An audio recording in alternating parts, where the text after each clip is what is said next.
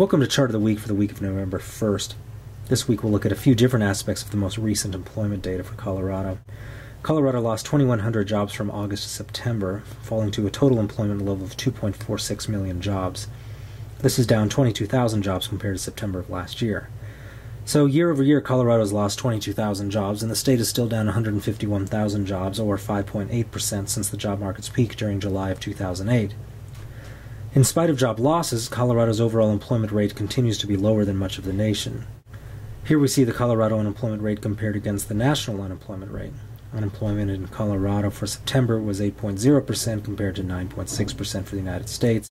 The unemployment rate in Colorado has been less than the national rate for several years, and this trend continues. The unemployment rate tells us only a limited amount, however, since it is a function of both job creation and labor force participation. If we look here at both total employment and the labor force, we see that the labor force is still down 73,000 jobs from its peak in July 2008. The decline in labor force participation is due largely to discouraged workers and older workers that have left the workforce early due to dimmed job prospects. As the labor force shrinks, the unemployment rate may fall as well. But as can be seen here, when new jobs are added, workers also re-enter the labor force, preventing a drop in the unemployment rate. Employment trends differ in different regions of the state also. Looking at employment in the Fort Collins-Loveland area, which has one of the strongest economies in the state, we see that Fort Collins has actually added jobs in the year-over-year comparisons, with 544 new jobs.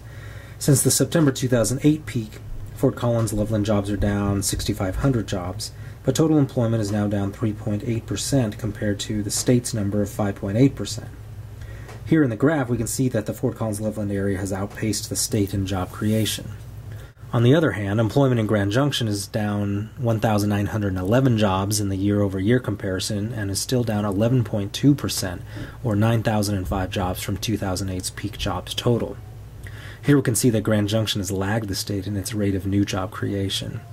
These differences are due to local industry trends, of course, and the Fort Collins-Loveland area has been particularly strong due to a variety of employment growth issues connected with the university in Fort Collins and to energy and high-tech jobs that have been retained in the region. Grand Junction continues to be impacted by limited hiring in the oil and gas economy.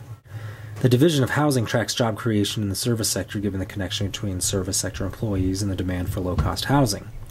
Service sector employment and wages also impact median renter household income. Here we see that retail jobs are up by 2,000 jobs since September of last year, but that retail jobs are still down by 17,000 since the 2008 job market peak. In leisure and hospitality, jobs are down by 1,000 in the year-over-year comparison and are down by about 15,000 jobs since this 2008 peak. And finally, a quick look at construction jobs shows us that construction employment has been tapering off since July of 2007. Construction jobs are still down by 14,000 in the year-over-year comparison, and the state has lost 60,000 jobs since the 2007 peak. Construction employment reflects new construction and all types of housing, although the numbers here reflect industrial and other types of construction as well.